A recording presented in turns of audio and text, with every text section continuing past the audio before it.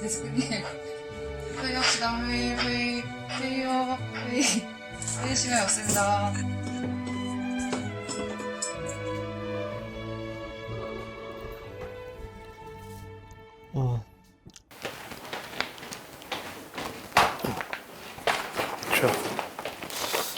자, 오늘은 수요일. 오늘 또 무슨 뉴스들이 있는지 한번 봅시다. 신문 조선경제는 1주택자 세금 늘었는데 아니라는 여기다 우기는이라고 넣어야 되겠지? 아니라고 우기는 김현미 장관님이시네. 어제 땅집고 회의실에서 했던 얘기들이 상당히 비슷한 내용들이지. 네. 현실이 뭐 이렇지 뭐. 오늘도 아까 점심시간에 점심 먹는데 화제가 요즘 뭐 점심 먹으면 전부 화제가 이 얘기야. 전부 부동산 얘기고 뭐 세금 얘기고 뭐 종합부동산세 얘기에 뭐 보유세 얘기 뭐 다 세금 얘기, 집값 얘기뿐이더라고. 아이고 요즘 아주 난리야 진짜. 전 국민이 그냥 지금 부동산에다 관심 없던 사람들까지 관심 있어진 것 같아. 자, 뭐 또 좀 눈여겨볼 만한 게 있나 지금? 일단은 어제 저희 얘기할 때 취득세 인상의 적용 시기가 언제일지가 좀 관건이라고 그렇지. 그 얘기를 했었는데 그 얘기하고 저희 회의한 이후 몇 시간 안 돼가지고 정부가 거기에 대해서 좀 정확하게 내놨더라고요. 아, 그래? 그러니까 이 취득세율은 지방세법 개정안이 국회를 통과할 경우 시행일이라는 게 바로 시행일지 좀 모르겠는데 시행일 이후에 취득하는 주택에 적용한다. 그래서 그런데 여기서 취득이라는 것은 매매 계약이 아니고 말 그대로 잔금까지 치르고 잔금 기준? 잔금일이 아니고 이게 등기하는 날. 보통 잔금 아니면 등기인데. 네. 뭐 그 명확하게 하진 않았지만은 취득하는 주택에 적용한다. 그래서 다만 대책이 발표한 게 7월 10일 아니겠습니까? 그 이전에 매매 계약을 했다면 시행일부터 일반 매매는 3개월, 분양은 3년 안에 취득할 경우 현재 취득세율을 적용한다. 이렇게 돼 있거든요. 아, 분양은 3년, 네. 일반 매매는 3개월. 말하자면 지금 이 대책이 발표된 이후로 계약을 하게 되면 시행일 이후에 그 이후에 법이 통과되더라도 취득세 인상된 세율이 적용된다. 그런 얘기네. 네. 그러니까 10월, 예를 들어 지금 7월 11일을 만약에 마지노라고 보면 10월 10일까지 잔금을 치르고 등기를 하면은 요거는 이전 취득세율을 적용을 해주겠다. 그것도 아니고 시행일부터 3개월이니까. 아, 시행일부터 3개월인가? 근데 사실은 이제 잔금 계약 이후 잔금까지 보통 기간이 보통 3개월 정도라고 그렇죠. 생각했을 때 이미 계약을 하신 분들은 취득세 현재 세율대로 할 수 있는 여지가 좀 남아 있는 것이고 거의 이렇게 할 수 있는 것이고 7월 10일 이후 네. 한 사람도 상관없는 거 아니야? 보통 아까 얘기한 시행일부터 3개월 내에만 한다고 하면은 그죠? 아니 근데 이전 취득세율 받을 수 있는 조건이 7월 10일 이전에 계약을 한 경우입니다. 아, 7월 10일 이전에 계약을 하고 시행일부터 3개월 내에 이제 등기, 아까 얘기한 게 등기 기준이다 이거지? 그렇기 때문에 7월 10일 대책을 발표를 듣고 나서 취득세가 인상하기 전에 얼른 계약을 하자 이렇게 생각하셨던 분들은 꼼짝없이 취득세 인상 세율에 대해서 세금을 내야 된다. 그런 상황인 것 같습니다. 그러네. 네. 그리고 또 하나는 일시적 2주택 얘기도 어제 하지 않았습니까? 일시적 2주택에 대해서도 예외를 줘서 이제 양도세처럼 일시적 2주택이 되는 경우에는 취득세를 기존 세율만큼만 내는 방안을 바로 규정을 만들겠다. 이렇게 얘기를 했더라고요. 기쁘기네. 네, 없는 것보다 안 하는 것보다 낫긴 하지만 이렇게 검토 안 하고 저는 이제서야 막 이렇게 여기저기서 언론에서 지적하고 뭐 전문가들이 지적하고 뭐 네티즌들이 지적하니까 그때서야 뒷북하는 게 참 답답할 노릇이요. 오케이. 네. 그리고 지금 그린벨트 해제 관련해서 맞았죠. 뭐 계속 뭐 이게 나오고 있대. 논란이 슬금슬금. 이게 발단이 어제 홍남기 이제 부총리가 기획재정부 장관이 MBC에 출연을 해서 MBC. MBC 뉴스데스크 출연을 해서 그린벨트 해제를 검토하겠다 뭐 이런 입장을 내놨는데요. 이게 사실 7.10 보안 대책이 나왔을 때 주택 공급에 대한 이게 명확한 얘기가 그때 당시에 있진 않았잖아요.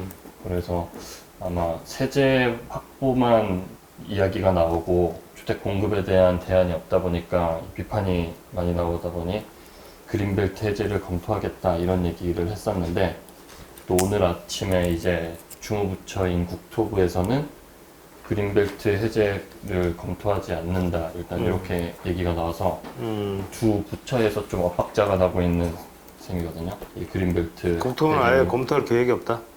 아직 협의 시작도 안 했고 검토 계획은 없다 이렇게 박선호 국토부 차관이 오늘 아침에 밝혔거든요. 근데 또 이제 장기적 대책을 위한 범정부 TF에서는 다시 이제 개발구역 해제까지 포함해서 검토한다. 이렇게. 뭐야 도대체 이렇게 왜 이렇게 오락가락 하는 거야 이거? 누구는 뭐 기재부는 하겠다, 국토부는 아니다, 또 당은 또 그래도 또 한다. 뭐 이게 뭐 왔다 갔다 무슨 뭐 빙봉 게임도 아니고 이게 뭐 어떻게 되는 거야 이거? 국회 국토교통위 민주당 간사인 조응천 의원이 기자들 질문을 받고 당정 협의를 했네. 오늘 해제까지. 비공개 당정 협의를 했네. 네. 그러니까 이제 당과 정부 고위 뭐 부총리 정도까지에서는 그린벨트 해제까지 검토를 한다고 얘기를 하지만 국토부까지는 아직 얘기가 안 된 게 아닌가 그런 생각이 들거든요. 얘기가 안 된 거야. 아니면 뭐 국토부는 다른 의견을 그 그린벨트 해제에 대해서 사실상 반대한다는 입장인 것 같은데. 그러니까 지금 하도 이제 뭐 공급 대책이 없더라고. 지금 뭐 언론에서 그냥 질타를 받고 막 그냥 거의 융단 폭격을 얻어 맞으니까 야 이거 빨리 뭐 당 입장에서는 빨리 한번 뭐 좀 알아봐야 되는 거 아니야?라고 이제 뭐 하니까 이제 결국 뭐 부총리 이쪽에서는 야 그럼 뭐 그린벨트 풀어도 되는 거 아니냐 뭐 이런 얘기가 나왔을 거고. 그런데 이제 정작 국토부에서는 그린벨트 잘못 건드렸다가는 또 다시 또 역풍을 맞을 수가 있으니까 그린벨트가 항상 역대로 그랬단 말이에요. 이게 잘못 풀면 역풍을 맞으니까. 근데 아마 그런 것 때문에 이제 조금 신중 모드 아닌가 이런 생각이 좀 들긴 하는데. 그 정부가 이제 이달 말쯤에 공급 대책을 추가로 발표할 예정이라고 하니까 그때 이달 말에 발표를 한대? 네. 네. 왜 이렇게 빨리 나오지? 이렇게 빨리 나올 수가 있는 거야? 그린벨트 같은 경우 해제를 한다 하더라도 뭐 해제를 하겠다라는 정도만 밝히지 않을까라는 관측인데요. 그러니까 어디를 해제하겠다까지 이달 말 발표하기를 그렇게 어렵지 않겠느냐. 해가지고야 시장에 이게 뭐 어떤 주는 시그널이 있을까?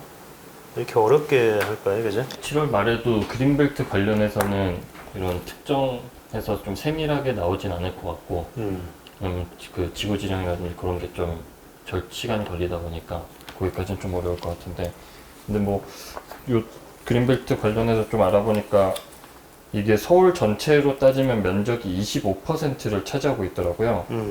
근데 이제 서울 전체? 네, 서울 전체의 25%의 면적이 그린벨트로 지정돼 있는데, 뭐 이제 경기도랑 인접한 데가 사실 다 그렇죠. 많이 있는데, 다 그린벨트죠. 뭐 용산이나 중구 이런 도심권에는 사실 없고, 뭐 동작구나 성동구 이런 데는 없고, 그리고 제일 많은 데가 보니까 서초구더라고요.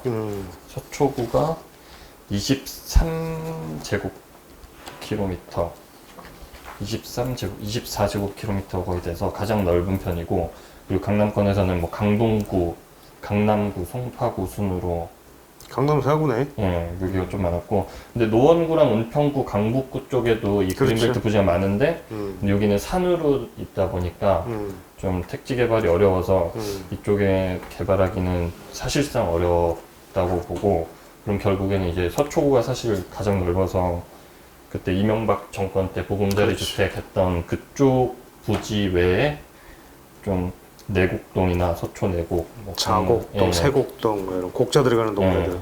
그런 데가 좀 후보로 나오지 않을까라는 얘기가 있습니다.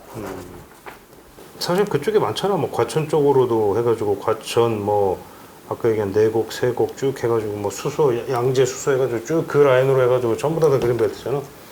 근데 실제로 뭐 우리가 다니면서 보면 알지만 대부분이 뭐 그 그린벨트들 중에서는 이제 저것도 있잖아. 이제 뭐 주로 이제 비닐하우스라든지 뭐 이런 것들로 많이 네. 쓰고 있어가지고 그러니까 이게 이제 논란이 되는 게 지금도 이제 그때 MB 때 내 기억에 이제 지금도 이제 왜 저 경부고속도로에서 지나가다가 보면은 그 보금자리 주택지구 그게 아마 네 곡인가 뭐 그런 것 같은데 근데 그거에 대해서 말들이 많더라고. 그러니까 야, 저렇게 저기에다가 뭐 20층 막 25층짜리 아파트 지어 놓으니 약 보기가 좀 별로다.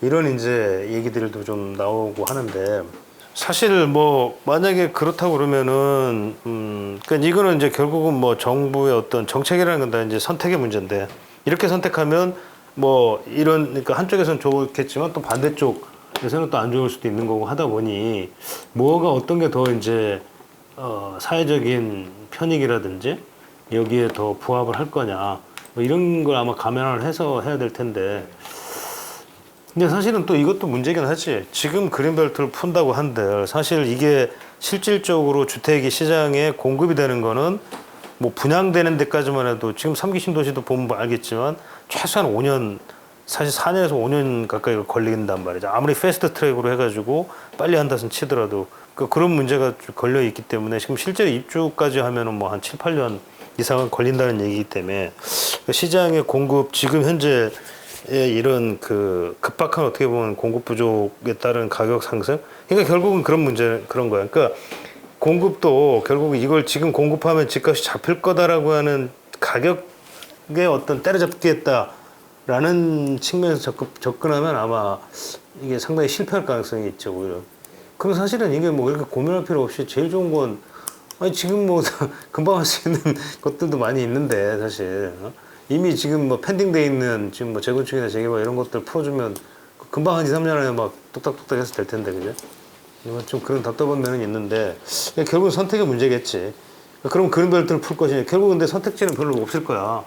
왜냐면 우리가 어제도 따져봤지만 유휴부지 뭐 한다고 그러지만 사실 유휴부지라는 게 뭐 서울에 뭐 별로 없잖아. 그때 얘기한 뭐 용산공원 정도 왕창 때려 짓는 거 외에는 사실 신규로 할 수 있는 게 많지 않으니까. 그나마 이제 마곡 같은 게 한번 딱 터져주면 좋은데 지금 뭐 서울에 그런 땅 그 정도 땅은 없지 이제 다 써먹었기 때문에 거의 이건 하여간 뭐 계속 한번 지켜보자고 뭐 그린벨트 문제는 뭐 이게 다 강남 쪽에서 사실은 입지도 굉장히 좋은 곳들이고 해서 그죠? 오케이 또 뭐 또 어떤 게 있나? 보유세가 이번에 또 많이 오르지 않습니까? 저 종합부동산세가 세율 기준으로 2배 정도 오르는데 사실 작년 12월 12, 16 대책 때부터 이게 보유세는 계속 증가하고 있었고 또 공시가격도 인상되는 추세였기 때문에 집주인들이 그러니까 전세를 놓고 있는 집주인들이 그 보유세를 어떻게 내겠느냐 보유세 내기 위한 현금을 마련하기 위해서 전세를 월세로 전환하는 경우가 그전에도 좀 있었지만 그렇죠. 예, 이번에 710 대책 발표 이후 종부세 부담이 워낙 커지다 보니까 그런 속도가 좀 빨라지는 느낌이 들고 있다라는 그런 보도가 나오더라고요. 그렇죠. 그럴 수 예. 있지. 그래서 안 그래도 지금 전세 가격이 많이 상승을 하고 있는데 전세 물량이 점점 줄어들게 되면 전세는 더 빨리 오르는 이런 현상이 나타날 수 있다. 전세금이 계속 오르게 되면 그때도 얘기했지만은 이제 또 진짜 실수요자들의 피해가 올 수 있기 때문에 이 문제도 한번 좀 심각한 것 같습니다. 그러니까 전세 그때 얘기했지만 이제 그때 뭐 전 월세 상한제였잖아. 근데 이제 어찌됐건 전세 그러니까 이제 계약갱신 청구권 제도하고 이제 상한제 제도가 만약에 시행이 된다라고 하면 계약갱신 청구권 제도 시행되기 전에라도 물론 이제 소급적인 얘기가 자꾸 나와서 문제긴 하지만 솔직히 뭐 주인들 입장에서는 뭐 전세도 더 올려버리려고 하는 게 사실은 많겠지 사실. 앞으로 뭐 4년, 5년이 될지 6년이 될지 지금 뭐 거의 못 올린다는 건데 그러면 지금 올리려고 하는 게 아까도 얘기한 것처럼 맞는 거고 그러면 전세를 살려는 사람들 입장에서는 여러모로 하여간 좀 피곤해지는 상황이 오겠지. 그 경제적인 측면에서 보면요, 뭐 주인들은 당연히 뭐 월세 전환을 많이 좀 선택할 가능성이 있죠. 물론 이제 저 월세로 전환하면 또 문제는 있긴 하잖아. 그 월세 소득세, 소득 종합소득세 내야 되니까 이제 그 부분이 있겠지만 뭐 그렇다선 치더라도 뭐 그 낸다 치더라도 뭐 정부 아까 얘기한 종부세나 뭐 이런 거 뭐 내려면 결국은 뭐 답이 없지 사실은. 특히 뭐 월급쟁이인 사람들은 뭐 그러겠지. 1주택자도 마찬가지일 거야, 그제? 그러니까 지금 1주택자 중에 우리나라 자가 점유율이 그게 있잖아. 그러니까 자가 점유율이 지금 50% 정도인가 아마 될 거야. 그러니까 자가 점유율도 50%고 자가 보유율도 50%니까 자기 집에 자기가 못 사는 사람이 50%니까 1주택자 중에도 전세나 월세 사는 사람이 반이라는 얘기거든. 그죠? 자기 집은 있지만.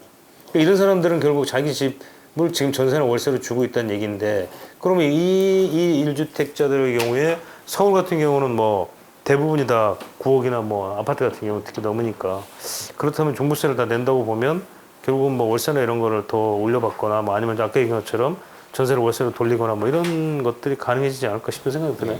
어차피 뭐 지금 뭐 대출 받아가지고 뭐 전세 보증금 빼주고 아니면 뭐 그때 얘기한 것처럼 반전세를 하는데 보증금을 좀 많이 넣고 월세를 좀 뭐 넣어서 이제 조금이라도 좀 보전을 받고자 하는 세금 보전을 받고자 하는 뭐 그런 유인들이 좀 생길 것 같다는 생각은 드네.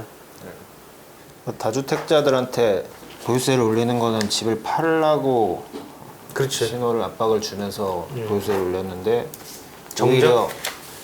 오히려 전세를 월세로 전환하거나 월세를 올린다거나 해서 그런 식으로 세금을 마련하게 되는 선택을 한다면 결국에는 이 보유세 인상이라는 것이 또 세입자들한테 전가가 되는 거 아니겠습니까? 그렇죠. 우리가 우려했던 이제 그런 사태가 벌어질 수가 있는 거죠. 뭐 그러니까 아까 그때도 우리 엊그제도 얘기했지만 그렇다고 매물이 그럼 시장에 많이 나올 거냐라고 하는 거는 뭐 물론 나올 수 있겠지만 사실 뭐 강남에 20억짜리 매물이 많이 나온들 그게 뭐 서민들한테 무슨 도움이 될 것이며 뭐 매물이 나오려면 솔직한 얘기로 진짜 서민들 중산층이 많이 살 수 있는 6억에서 9억대 정도? 사실 그것도 뭐 적은 금액이 아닌데 그런 매물들이 많이 좀 나와줘야 될 텐데 사실 그런 매물들이 시장에 나올까? 뭐 강남 사람들은 내놓을 것 같긴 해. 그러니까 나도 내가 지금 아는 사람들 중에도 보유세가 무서워서 집을 진짜 팔아야 되겠다 이런 사람들이 좀 있거든. 상담도 뭐 그래서 아는 세무사 통해서 좀 상담도 좀 받고 싶다 막 이런 뭐 민원 아닌 민원도 들어오고 막 그러고 있거든. 그리고 이제 이게 더 큰 문제가 이 사람들이 이제 이게 그러니까 다주택자에 대해서 그러니까 그거야 딱 주홍 글씨 딱 도장을 빵 찍어버리는 거잖아. 그러니까 다주택자 이꼴 악한 사람 투기꾼 이렇게 딱 도장을 빵 찍으니까 이제 그것 때문에 부담스럽다는 거지. 그러니까 뭐 내가 뭐 사실 뭐 낼 수도 있는데 세금을 내면서 가져갈 수도 있는데 그런 게 너무 이제 좀 회사나 뭐 아니면 뭐 이런 데서 이제 정부가 계속 이런 쪽으로 몰고 가니까 그러면서 이제 들이대는 게 이제 또 똑같은 얘기지만 종부세 내는 사람은 전국에 1%밖에 안 돼요. 전 국민에 딱 이 논리를 들이대면 그 프레임에 딱 갇혀 딱 들어가면 이게 참 어렵거든 이게. 시장의 뭐 논리는 아니겠지만 여튼 그런 정치적인 문제가 좀 걸려 있어서 매물이 좀 정말 살 수 있는 매물. 강남 아파트 백날 나와봐야 솔직히 살 사람 얼마나 되지도 않고 그게 무슨 의미가 있어 시장에서 솔직히. 근데 아까 얘기한 것처럼 근데 다주택자들이 갖고 있는 매물이 물론 뭐 한 150만 채라고 그랬던 거지. 2주택 이상이 150만 채. 그러니까 이 150만 채도 좀 한번 분석이 난 필요한 것 같아 정부에서. 그러니까 진짜 지방이 가격대별로 그러면 가격대별로 이게 150만 채가 정말 비싼 거 뭐 예를 들면 9억 이상이 얼마고 뭐 15억 이상은 얼마고 아니면 뭐 6억 이하는 얼마고 이렇게 해가지고 또 소재지가 뭐 지방이냐 수도권이냐 이거 한번 분석해볼 필요가 있는 거 아니야? 그러니까 이런 데이터가 지금 공개가 안 돼 있어 전혀 공개를 안 하는 건지 안 돼 있는 건 뭐 못 하는 건지는 모르겠지만 다 돼 있을 거예요. 왜냐하면 정부가 저기 주택 전산 그 주택 소유 전산망이 있거든. 이 주택 소유 전산망만 돌리면 이건 다 나오는 거거든. 주민등록 전산망하고 두 개가 지금 이제 세 가지가 있거든. 세무 전산망이니까 이 세 가지가 3대 전산망이 있는데 이걸 돌리면 사실 다 나오거든. 근데 그거를 안 하고 있는 거지. 안 하고 있는 건지 뭐 아니면 이미 해봤는데 이거 뭔가 이거 공개되면 골치 아프고 뭐 이런 거 아닐까 싶기도 하고 약간 음모론이긴 하지만 오케이. 그렇습니다. 또 뭐 있나? 이 와중에도 분양은 여전히 뜨겁죠 지금. 어제도 좀 분양했던 것들 또 막 여기저기서 좀 뭐 경쟁률 좀 높게 나오고 하지 않았나? 서대구역 반도 유보라 센텀 평균 8.2대 1로 1순위 마감. 이번 주에 나오는 게 뭐였었지? 그 엊그제 우리가 엊그제 했었지 그때 일단 저 과천 지식정보타운 벨라르테가 그게 다음 주인가? 1순위가? 이번 주 목요일인가? 다음 주. 다음 주죠 그게. 네. 벨라르테가 다음 주였고 이번 주는 그 기름.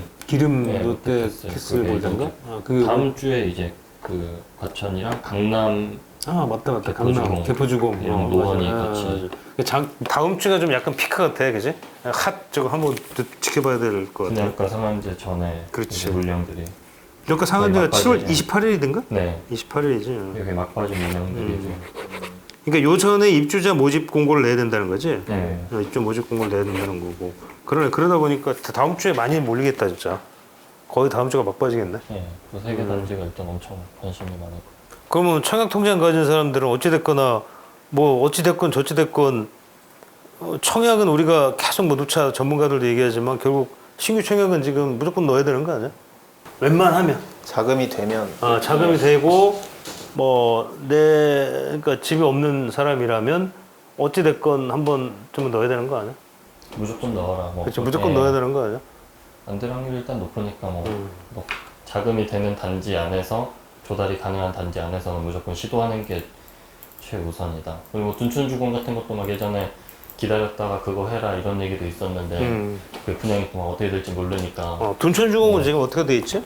둔촌주공은 원래 이제 원래 지난 7월 예. 그러니까 뭐저 7월 아니 저 뭐야 저 분양가 상한제 전에 이제 분양하는 건 이제 물 건너가 끝났고 그죠? 예. 이건 끝났고 조합에서 새로운 대안을 내놓은 게 그 허브에서 분양 보증 받은 금액 1평당 2,978만 원으로 일단 그 분양가 상한제 시행 전에 그러니까 28일 전까지 입주자 모집 공고를 신청을 한다고 하더라고요.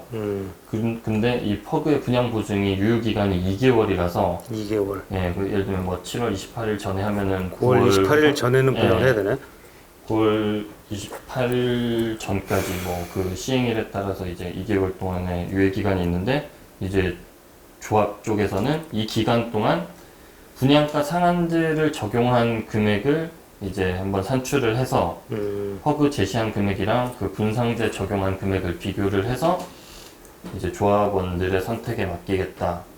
조금 더 유리한 안을 고르겠다. 예. 조합원들 입장에서. 예, 그렇게 대안을 마련을 했다고 하더라고요. 그래서 이제 그 2개월 안에 관리처분 총회를 이제 최종 열어서 의결을 해서 붙이려고 하는 계획인데, 근데 이제 문제는 강동구청에서 현재 관리처분 총회 의결된 금액이 3,500만 원이어서 허그가 제시한 금액이랑 차이가 있다 보니까 총회 의결 없이는 분양 승인을 못 해주겠다. 예, 그런 입장이라서 현재까지 파악한 바로는 구청에서는 계속 그 입장을 고수하고 있더라고요. 그래서 이 조합이 내놓은 대안이 안 될 가능성이 좀 높지 않을까 예측이 그러면 나오는데. 결국 뭐 28일 전에 해결 안 되면 뭐 그냥 분양가 상한제로 가는 수밖에 없는 거 아니야? 후분양으로 갔든지 뭐 예. 둘 중에 하나네. 그래도 이제 뭐 그 현재 그 허그 분양가에 반발하는 조합원들이 이 조합 측의 이 대안에 또 반발을 계속 하고 있고, 그 총회 의결 없이 조합원들 이제 투표 없이 이제 사업을 추진하는 것에서 반발을 해서 일단은 이 해임 총회를 연다고 하더라고요. 조합장은 사실 사퇴를 했는데 지난번에 이제 이사나 강사 뭐 이런 집행부 지도부들을 해임을 하려는 총회를 8월 8일에 열어서 이제 자체 집행부를 새로 꾸려서 이제 분상제 적용한 뭐 선분양을 하든지 아니면 후분양을 하든지 그때 새로운 방안을 내놓을 것이라고 하는데, 그것도 한 9월 초가 돼야 되지 않을까. 이래갖고는 뭐 둔촌주공 아파트만 일반 분양 뭐 올해는 안 되겠네. 딱 가는 가는 이 분위기가 지금 뭐 그 기다렸던 사람들도 뭐 다음 주에 뭐 개포 이런 데도 청약을 많이 할 수도 있을 것 같고요. 이 둔촌주공 사업이 오리무중이다 보니. 근데 이 둔촌주공도 그렇지만은 지금 서울의 재건축 단지들이 분양가 상한제를 굉장히 두려워하고 있는데, 사실상 허그의 분양가 통제보다는 차라리 분양가 상한제가 나을 수 있다, 이런 개선들도 말이 나오는 것 같더라고요. 그거 많이 나오고 있죠. 네. 왜냐면은 그때도 저기 허그 같은 경우는 무조건 주변 단지에서 1년 이내에 분양가를 못 넘게 하지 않습니까? 근데 이게 다 시간이 지나 뭐 말하자면 같은 구에서만 분양을 한다면 어디든 갔다가 비교를 할 수 있기 때문에 강남에서 좋은 입지 가진 아파트들은 뭐 상대적으로 떨어지는 같은 구에서 분양한 아파트의 분양가를 못 넘는다는 이런 제한이 생겨버려서 둔촌주공처럼 이제 자기들이 조합에서 생각했던 분양가 일반 분양가보다 훨씬 터무니없이 낮은 금액으로 결정이 돼버리는데 그렇죠. 차라리 분양가 상한제를 받으면 그러면은 또 허그의 분양 보장을 안 받아도 되게 돼 있잖아요. 지자체 보증 심의위원회인가 지방자치. 예, 거기서. 근데 이제 토지 원가를 여기서는 계산을 해서 분양가를 책정을 해주기 때문에 차라리 그게 낫다. 둔촌주공에서도 지금 그 7월 원래 하려던 권리처분 총회가 무산된 게 다 그것 때문에 그런 예, 거. 그렇죠. 근데 그런 얘기도 있던데 둔촌주공이 첫 번째 또 샘플이 되면은 이 분상제 적용을 했을 때 첫 번째 샘플이 되면은 또 사실 둔촌주공을 이 정부에서 바라보는 관점이 있잖아요. 이게 항상 얘기하는 시장에 미칠 파급력 이걸 얘기하는데 이 또 자기네들이 가장 먼저 했을 때 또 그런 부담감이 있지 않을까. 왜냐면 분상제 적용했을 때 금액이 어떻게 나올지 아직 이게 샘플이 없다 보니까 그런 우려의 목소리도 있더라고요. 둔촌주공의 분양가 심사에 따라서 분양가가 생각보다 높게 나온다면은 또 오히려 이 분양가 상한제 때문에 재건축들이 속도를 낼 수 있는 그런 계기가 될 수도 있겠다라는. 역으로 생각이 되는 거네. 네. 근데 이게 어떻게 봐야 될까? 솔직한 얘기로 뭐 청약통장 갖고 있는 무주택자들 입장에서는 뭐 싸게 받으면 좋지. 뭐 로또 논란이니 뭐니 얘기하지 마. 솔직한 얘기로 뭐 그냥 나만 생각하면 내가 당첨만 되면 뭐 땡큐 아니야, 솔직히. 그러니까 이제 그런 논란이 있고 그냥 분양가 상한제도 마찬가지겠지. 분양가 상한제도 결국에는 이제 실수자들의 입장에서 수요자의 입장에서 이제 눈높이로 만약에 돌아가 본다면 조합원들이 당연히 반대하는 건 뭐 당연한 얘기인 거고, 근데 수요자들의 입장에서는 어쨌든 싸게 나오니까 뭐 나는 뭐 당첨만 되면 좋아 이렇게 되겠지. 물론 이제 그 논리의 이제 함정은 이제 아까 얘기한 것처럼 그러면 조합원들이 바보냐 안 하고 말지. 그러면 우리는 그냥 후분양할 때까지 기다릴 거야. 공급을 안 시켜버리는 이제 그런 문제가 이제 그게 이제 사실은 이렇게 맞물려서 이제 붙어 있는 거긴 한데, 그러니까 어찌 보면 뭐 정부가 이제 사실은 분양가 상한제가 그렇지 허그는 사실 그거는 세상에 듣도 보도 못한 어떻게 보면 존재하지 않는 기준인 거지. 서구의 허그가 얘기하는 그 주택도시보증공사의 가이드라인이라는 건 그런 게 어딨어 세상에. 자기들 멋대로 뭐 그냥 하는 거지. 근데 그나마 분양가 상한제는 기준도 있고 원칙도 있고 뭐 원가를 계산해서 하고 하니까 사실 아마 원칙적으로 하면은 허그보다는 분양가 상한제가 훨씬 더 높을 거야. 여기. 그건 당연한 거야 내가 봐서. 근데 그렇게 하겠지만 이제 그럼 아까 얘기한 것처럼 이제 역으로 이제 공급을 좀 할 만한 유인이 생기니까 뭐 공급 촉진 측면에서 오히려 또 참 역설적이긴 하지만 분양가 상한제도 좀 그렇지만 허그의 통제보다는 낫다. 그렇지. 역설적인 얘기지. 참 뭐 웃기는 얘기긴 하지만 뭐 7월 말 이제 그게 또 얼마 안 남았으니까 지켜봐야 될 것 같습니다. 어떻게 될지. 그래요. 뭐 또 다른 거는 없으면 오늘은 댓글에 어떤 것들이 좀 있을까? 봅시다. 뭐 여전히 좀 세금 조세 저항, 어제 얘기했던 뭐 불로소득 관련한 얘기에 대해서도 뭐 공감하시는 분들도 꽤 있고, 소급 적용은 좀 말이 안 된다 뭐 이제 이런 말씀들도 좀 많이 있고, 재밌는 게 없어요 별로. 그리고 이제 3년간 아무 일도 하지 않고 장관 월급 받은 김현민은 불로소득을 모두 토해내야 한다. 일은 일을 안 한 건 아닌 것 같은데. 맞는 얘기네. 내 집에 내가 사는데 왜 불로소득이 될까요? 상식적인 사회에 살고 싶습니다. 아끼고 모으고 안 써서 노후 대책으로 월세 받으려고 집 하나 산 게 죄냐? 뭐 이런 말씀도 있고. 눈이 잘 안 보인다. 너무 글씨가 작아서. 이런 것도 있네. 그러니까 일시적 1세대 2주택 비과세 특례를 적용할 수 있는지 물어봤는데 세법 해석이 필요한 사항인 것으로 판단된다. 답변을 주고받았다. 그러니까 이게 이제 아마 어제 얘기한 그 아까 우리가 얘기했던 일시적 2주택 취득세 부분 그 부분인데 일단 그건 아까 이제 뭐 해결이 된 거고. 전국에서 아파트 비율이 제일 낮은 곳이 서울이다. 노후화가 가장 심한 곳 역시 서울이다. 근데 서울처럼 근데 입지가 좋은 곳에 개발을 못하게 분양가 상한제나 재건축 조건을 까다롭게 만들어 공급을 틀어막고 있다. 서울은 결국 깨끗한 아파트의 비중이 타 지역에 비해 최악으로 낮기 때문에 집값이 급등하는 거다. 그럼에도 불구하고 신규 아파트 분양가가 집값을 올린다는 주장으로 분양가 상한제를 실시했지만 집값을 잡았느냐? 상당히 뭐 모르신 말씀이네. 허경영 총재의 국가혁명당 삼상정책 시행과 국민 배당금 월 150만 원이 답입니다. 배당금이 나오면 섬에서 농사 지으면서 살아도 되기 때문에 비싼 집에서 할 필요 없어집니다. 오죽하면 이런 말씀을 하실까 싶기도 하네. 오케이. 자, 뭐 그럼 여기까지 합시다. 네, 그렇습니다.